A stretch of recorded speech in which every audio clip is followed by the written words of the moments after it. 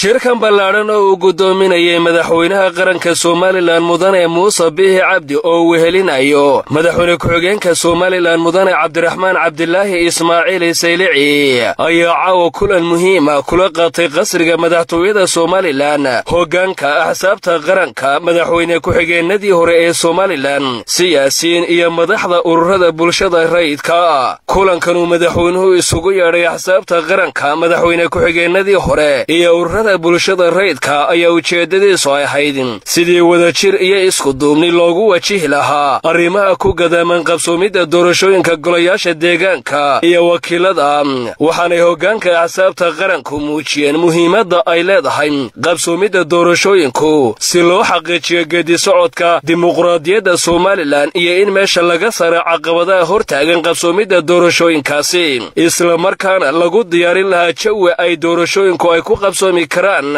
ugu dambayntii waxay hoggaanka saddexda xisbi ee u ciid kulmiye iyo wadani wadajir u go'aamiyeen qodobadan in doorashada golayaasha wakiilada iyo deegaanku ku qabsoonto dhammaadka sanadka